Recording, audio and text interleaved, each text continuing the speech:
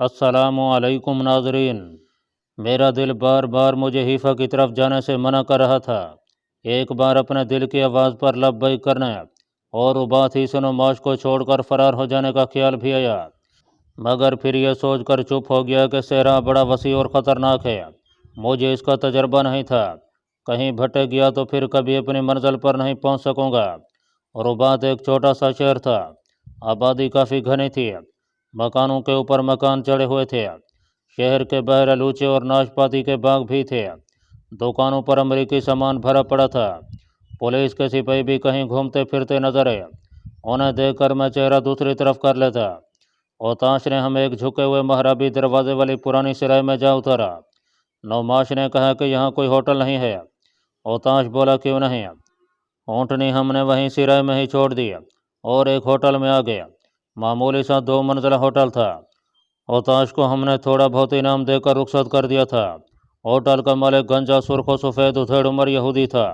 इब्रानी के अलावा अरबी और अंग्रेज़ी भी रवानी से बोल लेता था। यहाँ हमने निहात धोकर लिबास तब्दील किया, नाश्ता किया। मैं होटल से बाहर नहीं निकलना चाहता था।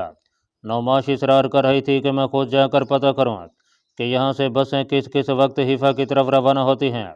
मैं सर दर्द का बहाना बनाकर पलंग पर लेट गया।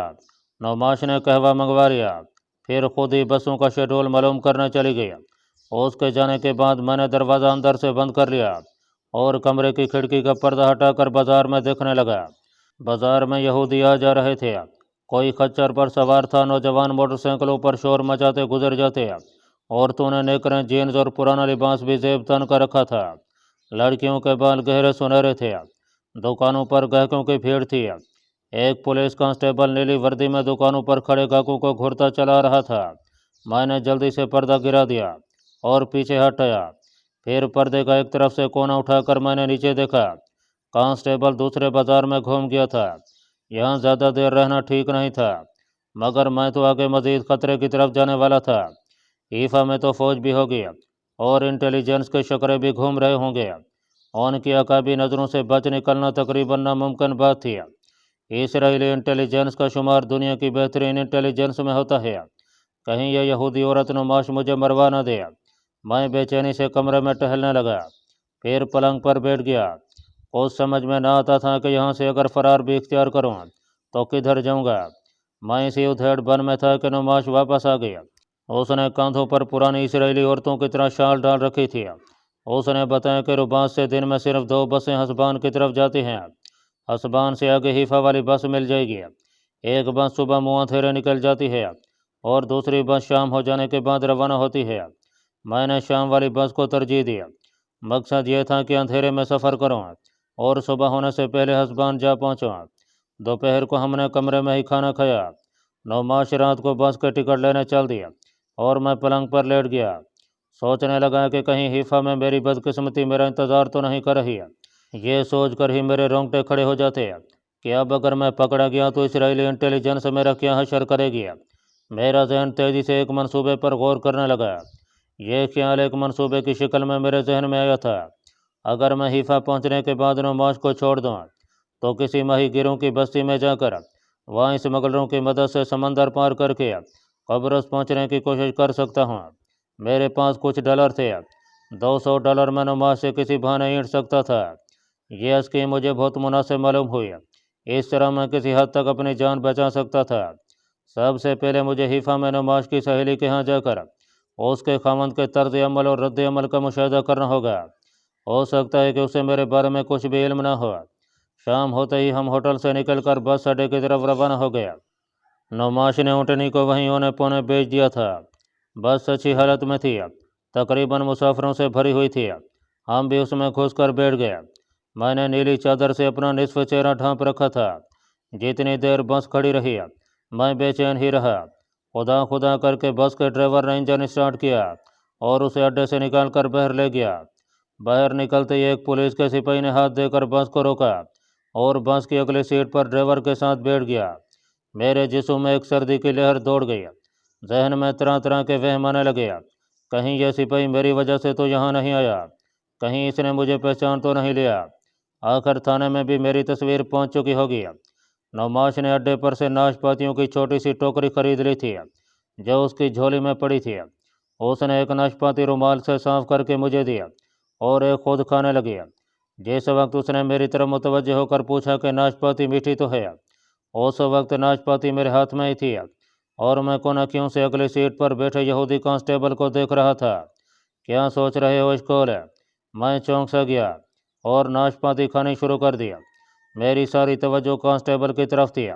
کم بخت خام خواہ بس میں آ کر بیٹھ گیا تھا۔ خنجر میرے پاس لمبی قمیض کے اندر کمر بند سے لگا تھا۔ میں نے سوچ لیا تھا کہ اگر اس نے مجھے گرفتار کرنے کی کوشش کی تو خود تو گرفتار ہو ہی جاؤں گا، مگر اسے بھی زندہ نہیں چھوڑوں گا۔ بس شہر کے گنجان علاقوں سے نکل کر ایک کچی سڑک پر ریت اڑاتی چلی جا رہی تھی۔ اس کی رفتار 40-50 میل کے درمیان ہوگی۔ سڑک کچی تھی، غیر ہموار تھی، ہچکولے لگ رہے تھے۔ سفر جاری تھا۔ نعماش نے میرے گھٹنے پر ہاتھ رکھ کر ذرا سا دبایا اور چہرہ میرے کان کے قریب لا کر بولی، تم فکر نہ کرنا اشکول، ایفا میں میری سہیلی کا خاوند تمہیں اپنی حفاظت میں رکھے گا۔ اس کا شہر میں بڑا اثر و رسوخ ہے۔ میں چونک سا گیا۔ پھر خیال آیا کہ نعماش یہی سمجھ رہی ہے کہ میں اسرائیلی فوج کا بھگوڑا ہوں اور اس لیے خاموش ہوں کہ مجھے فوج کے ہاتھوں پکڑے جانے کی فکر لگی ہے۔ میں مسکرا دیا۔ اس عورت کو واقعی مجھ سے بڑی ہمدردی تھی، شاید اسے مجھ سے محبت ہو گئی تھی۔ میں کھڑکی سے باہر دیکھنے لگا۔ بس اب صحرائی راستے پر سے گزر رہی تھی اور بعد شہر کی روشنیاں پیچھے رہ گئی تھیں۔ آس پاس سوائے اندھیرے اور ویرانے کے کچھ نہیں تھا۔ آسمان زمرد کے رنگ کا تھا اور ستارے موتیوں کی طرح چمک رہے تھے۔ بس آرام دہ تھی مگر سڑک خراب تھی، جس کی وجہ سے ہچکولے لگ رہے تھے۔ 1 گھنٹے کے سفر کے بعد ایک ہائی وے پر چڑھ گئی۔ یہ کشاد اور ہموار سڑک تھی جس کی دونوں جانب دور دور فاصلے پر مرکزی لائٹیں لگی تھیں۔ نعماش نے بتایا کہ یہ حیفا یروشلم ہائی وے ہے۔ یروشلم سے مجھے اپنے دوست اور ساتھی سعدیہ یاد آ گئی۔ خدا جانے وہ کس عالم میں ہوگی، اسے تو میرے بارے میں کچھ بھی علم نہیں ہوگا۔ اب کبھی کبھی کوئی کار یا بس ہمارے قریب سے نکل جاتی تھی۔ ایک ملٹری ٹرک گزرا تو میں نے غیر ارادی طور پر اپنا چہرہ دوسری طرف کر لیا۔ کہیں میں موت کے منہ میں تو نہیں جا رہا۔ بار بار خیال آیا کہ حیفا کا سفر اختیار کر کے میں نے غلطی کی ہے۔ حیفا ایک بہت بڑا شہر اور بندرگاہ تھی، وہاں میرے پکڑے جانے کا امکان بہت زیادہ تھا، لیکن میرے پاس کوئی متبادل راستہ بھی نہیں تھا۔ آخر دل میں یہی ٹھانی کہ حالات کا مردانہ وار مقابلہ کرتے ہوئے بحیرہ روم کا چھوٹا سا سمندر کسی طرح پار کر کے قبرص کی آزاد سرزمین پر پہنچنے کی کوشش کروں گا۔ اب جو ہوگا دیکھا جائے گا۔ نعماش میرے کاندھے سے سر لگائے اونگ رہی تھی۔ آدھی رات کو ایک چھوٹے سے قصبے کا اسٹینڈ پر قیام کیا۔ یہاں ایک ریستوران بس کے لیے کھلا تھا۔ ہم بھی دوسرے مسافروں کے ساتھ اترے۔ ریستوران میں جا کر منہ ہاتھ دھویا، کافی بھی۔ نعماش اپنی حیفا والی سہیلی کے بارے میں باتیں کرنے لگی۔ اس کا نام سائدہ تھا اور وہ وہاں ایک اسکول میں پڑھاتی بھی تھی۔ وہ اس کی تعریفیں کر رہی تھی۔ میں خاموشی سے اس کی باتیں سنتا رہا اور ہوں ہاں کرتا رہا۔ یہاں سے بس چلی تو راستے میں ایک پل کے لیے بھی کسی جگہ نہ ٹھہری۔ کو پھٹ رہی تھی کہ دور سے حیفا کے کارخانوں کی روشنیاں جھلملاتی ہوئی دکھائی دیں۔ میرا حلیہ فرار کے وقت سے لے کر اب تک کافی بدل گیا تھا۔ میری داڑھی بڑھ گئی تھی، سر پر بال بھی کافی اگ گئے تھے۔ ایک نظر میں پہچانا نہیں جا سکتا تھا، لیکن اسرائیلی انٹیلیجنس کی عقابی نگاہوں سے بچنا ناممکن تھا۔ شہر کے مضافات کا سلسلہ شروع ہو گیا۔ اونچی نیچی ٹیکریوں پر بنگلوں اور مکانوں میں روشنیاں ہو رہی تھیں۔ دور اونچے پول پر نیلی اور سرخ بتیاں جل بجھ رہی تھیں۔ شاید یہ کوئی ٹیلی ویژن سینٹر تھا یا سگنل ریجمنٹ کا ہیڈ کوارٹر تھا۔ ایک مسافر بردار جیٹ طیارہ شور مچاتا ہوا ہمارے اوپر سے گزر گیا۔ صبح کی روشنی پھیل رہی تھی۔ ہماری بائیں جانب سے بڑی بڑی عمارتوں کی قطار ابھر کر پیچھے کو جانے لگی۔ بس ہائی وے سے اتر کر ایک کھلی سڑک پر آ گئی۔ نعماش جاگ پڑی تھی۔ سڑک کی عمارتوں کو دیکھ کر کہنے لگی، میں اس شہر میں کئی بار آئی ہوں، یہاں کے سنگترے ساری دنیا میں مشہور ہیں۔ اشکول تم تو جانتے ہی ہوگے، مگر تمہارے یروشلم کی تو ناشپاتیاں اور انجیر ہی مشہور ہیں۔ میں نے ذرا سا کھانس کر کہا، ہاں۔ میری آنکھیں سڑک پر سے گزرتے دودھ والے ٹرک کو دیکھ رہی تھیں۔ سامنے سے ایک بس گزر گئی، اسے ایک لڑکی چلا رہی تھی۔ وہ خالی تھی۔ ہماری بس اپنا اسٹینڈ پر جا کر رک گئی۔ میری نگاہیں ارد گرد کا بھرپور جائزہ لے رہی تھیں۔ یہاں کوئی پولیس کا آدمی نہیں تھا۔ ابھی صبح ہوئی تھی۔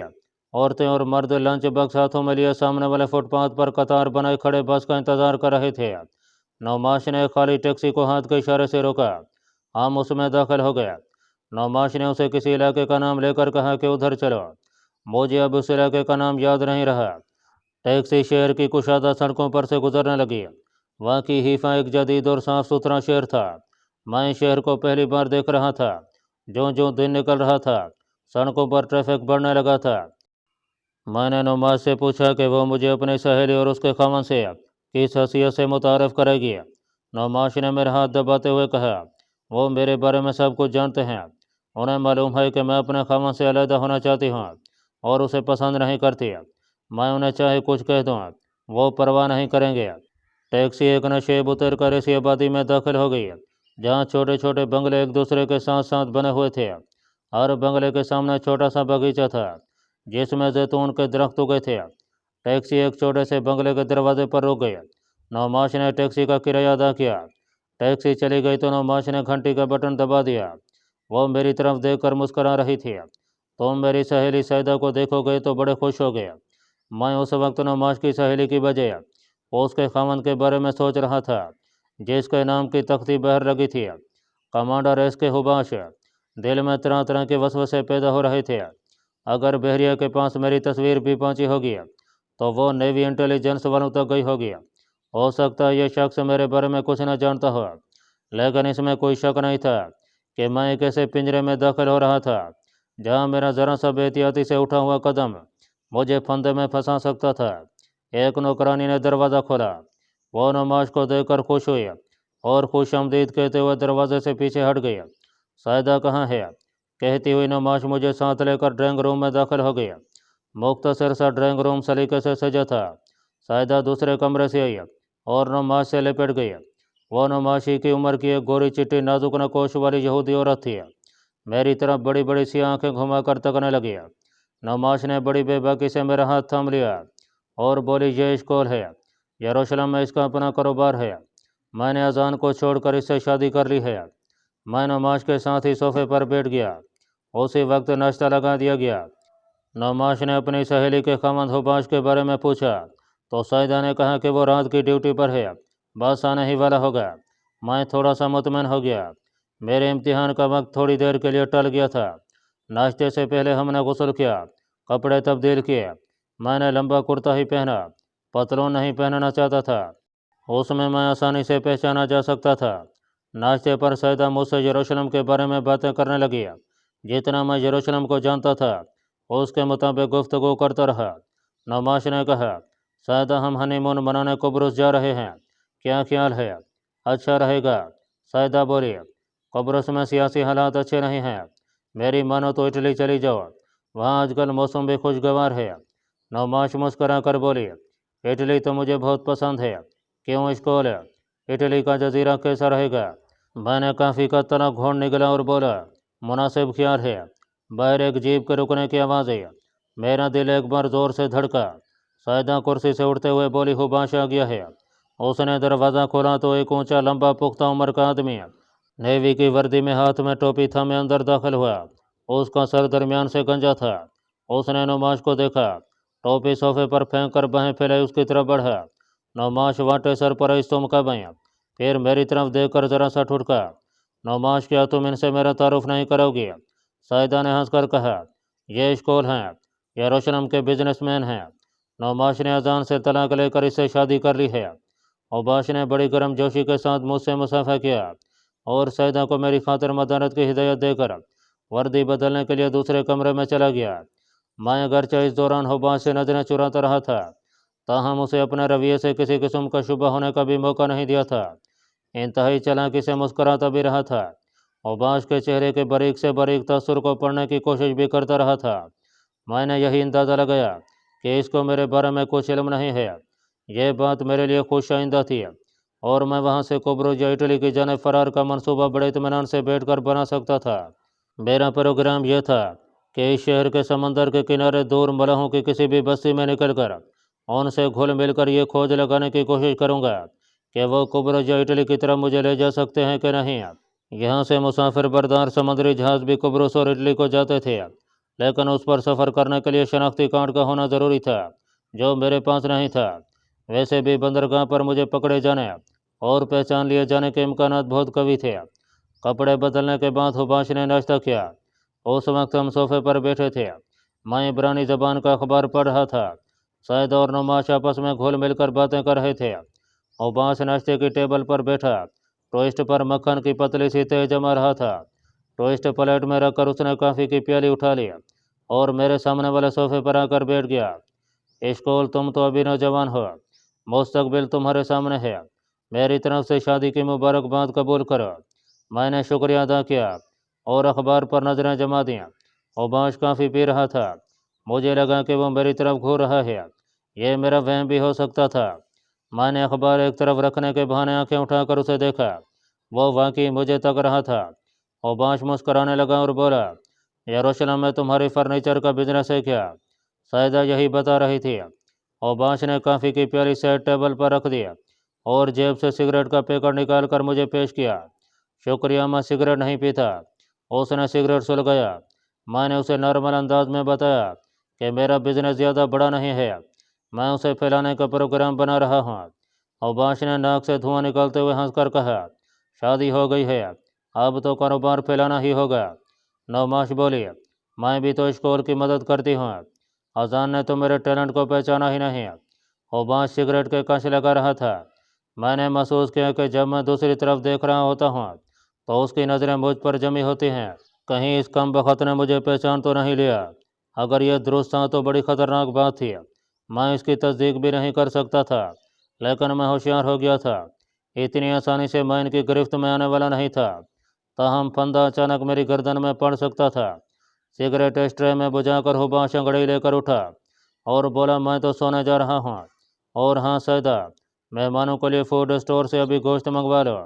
हुबाश बेडरूम की तरफ चला गया। मेरे दिल में यूं ही ख्याल आने लगा कि कहीं वो बेडरूम में जाकर इंटेलिजेंस वालों को फ़ोन न कर दे। मैं बेचैन सा होकर पहलू बदलने लगा।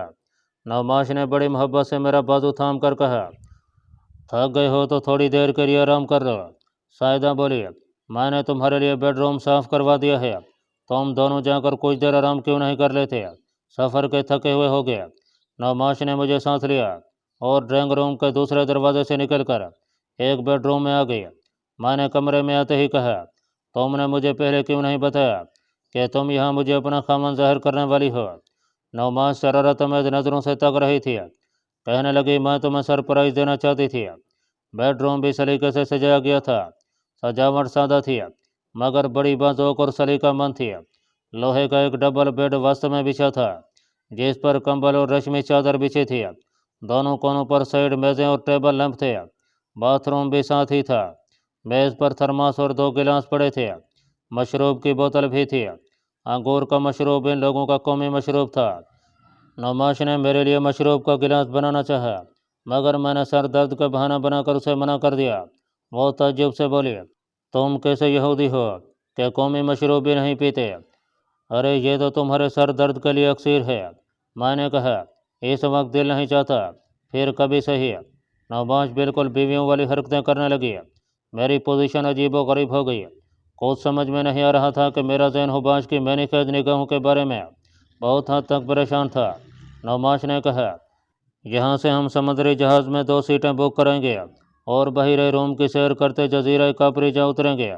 हुबाश हमारे लिए वहाँ होटल में कमरा फ़ोन करके बुक करा देगा। मैं बाकायदा समुद्री जहाज़ में सफ़र करने से घबरा रहा था और मेरी घबराहट हक बजानिब थी। इसराइली इंटेलिजेंस वाले मेरा फ़ोटो लिए बंदरगाह पर ज़रूर मौजूद होंगे। मैं गेट से गुजरते ही गिरफ्तार कर लिया जाऊँगा। मैंने नौमाश को इस तरह कैद करने की कोशिश की कि हो सकता है कि उसके खमन के किराए के गुंडे बंदरगाह पर मौजूद हों और उसे नुकसान पहुंचाने की कोशिश करें। नौमाश ने हल्का सा कहका लगाकर मेरा बाजू थाम लिया और बोली, उस नामुराद में इतनी जुर्रत कहाँ से आ गई है कि यहाँ तक मेरा ताक़ुब करे? वो बस घर से बाहर चंद कोस तक सहरा में ही अपने आदमी भेज सकता था। यहाँ उसे और उसके आदमियों को कौन पूछता है? और फिर मैं अपनी मर्ज़ी से तुम्हारे साथ ही हूँ। उबाश का तहफ़्फ़ुज़ भी हमें हासिल है, हमें कोई हाथ तक नहीं लगा सकता। बात वो ठीक कह रही थी, लेकिन मैं उस रास्ते पर चलकर अपनी मौत को आवाज़ नहीं दे सकता था जिस रास्ते पर वो मुझे चलाना चाहती थी, मगर मैं इनकार भी नहीं कर सकता था। उसी वक्त मैंने फैसला कर लिया कि मुझे फ़ौरन वहाँ से अकेले फ़रार होने की कोशिशें तेज़ कर देनी चाहिए। कुछ देर इधर उधर की बातें करने के बाद मैंने नौमाश को सुला दिया और ख़ुद बेडरूम से बाहर निकल आया। सैयदा ड्राइंग रूम से गुजरकर किचन की तरफ जा रही थी। मुझे ताज्जुब से देखकर बोली, अरे इश्कोल, तुम कैसे खामंद हो? अपनी बीवी को सोता छोड़कर चले आए, क्या बात है? मैंने शर्मीले से तबस्सुम के साथ कहा, दरअसल वो जल्दी सो गई है, मुझे नींद नहीं आ रही थी, सोचा ज़रा बाहर की सैर ही कर आऊं। सैदा किचन की तरफ जाते हुए बोली, ये बात है तो ज़रूर जाओ, अगर तुम्हें जीप चलानी आती है तो बाहर खुबाश की जीप खड़ी है, चाबी मैं ला देती हूँ। मैंने कहा, शुक्रिया सैदा, मैं पैदल सैर करना चाहता हूँ। वो किचन में चली गई और मैं कमांडर एस के हुबाश के बंगले से निकलकर सड़क पर आ गया। बाहर आते ही मुझे यूँ महसूस हुआ जैसे मेरे सर से बहुत बड़ा बोझ उतर गया हो, जैसे मैं आज़ादी की फ़िज़ा में सांस ले रहा हूँ। सबसे पहले मैंने इर्द गिर्द एक गहरी निगाह डाली कि कहीं कोई मेरी निगरानी तो नहीं कर रहा। एक बात की मुझे तसल्ली थी कि हुबाश ने किसी को मेरे बारे में फ़ोन नहीं किया था। अगर वह फ़ोन करता तो अब तक मैं हीफा नेवल के किसी तहखाने में उल्टा लटका होता। इसके बावजूद इस अमर का इम्कान भी था कि हुबाश ने किसी को फ़ोन करके मेरी निगरानी पर लगा दिया हो। वो ये मालूम करना चाहता हो कि मैं असल में कौन हूँ। उस वक्त इसराइल के सियासी हालात भी ऐसे थे कि फ़िज़ा में शक व शुबे के जरासीम गर्दिश कर रहे थे। मुझे वहाँ कोई आदमी दिखाई ना दिया। छोटी सी सड़क दूर तक खाली थी, सामने बंगले नहीं बने थे। किसी स्कूल या मजहबी खानका की दीवार दूर तक चली गई थी। अंदर यहूदी खानकाहों और मजहबी स्कूलों की तर्ज का गुंबद भरा हुआ था, जिसके ऊपर 6 कोनों वाले सितारे का निशान था। मैं उस सड़क की तरफ चलने लगा जो थोड़ी सी चढ़ाई के बाद शहर के जदीद इलाके की तरफ निकल गई थी। सड़क की ऊंचान पर जाकर मैंने चारों तरफ एक तायराना मगर गहरी निगाह दौड़ाई। मेरे पीछे हिफा का जदीद और करीम गुंजानाबाद शहर और उसकी इमारतें थीं। मौसम बड़ा खुशगवार था। मेरे सामने वही बंगले थे जिनमें से एक में हम ठहरे हुए थे। इनको जो सड़क जाती थी उसमें से एक सड़क निकलकर वीरान इलाके की तरफ चली गई थी। मैं आबादी वाले इलाके में नहीं जाना चाहता था, चुनाचे उस वीरान सड़क की तरफ चलने लगा। दूसरी जानब रेतला मैदान था, कहीं कहीं खजूर और जैतून के दरख्तों के झुंड भी थे। मैं असल में समंदर की तरफ जाना चाहता था, लेकिन किसी ऐसे रोड से जाना चाहता था जहां आबादी निस्बतन बहुत ही कम हो। मैं शुमाल मगरब की तरफ चला जा रहा था और जोग्राफियाई हदूद अरबा के मुताबिक समंदर को इसी तरफ होना चाहिए था, लेकिन मालूम नहीं था कि वह कितनी दूर है।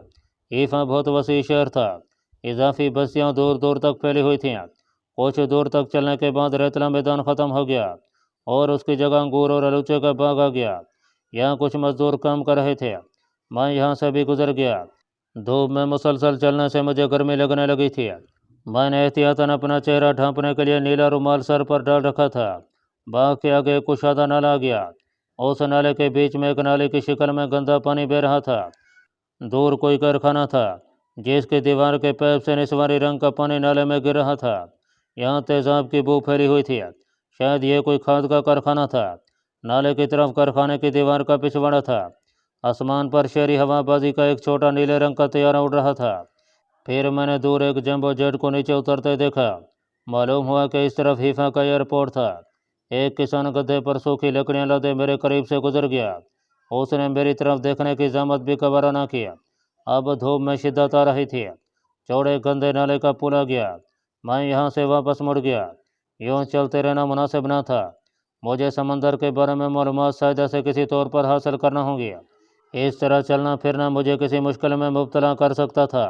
वापस सैदा के बंगले वाली सड़क पर घूमा तो मेरा दिल धक से रह गया। बाहर कमांडर हुबाश की जीप के पास एक और नीली जीप खड़ी थी। मैं उल्टे पांव वापस मुड़ गया। कहीं नेवी इंटेलिजेंस ना आ गई हो। कच्ची दीवार के करीब जाकर हो गया। यहाँ दीवार का साया था। मैं सोच रहा कि कहीं हुबाश ने सचमुच इंटेलिजेंस वालों को तलब तो नहीं कर लिया।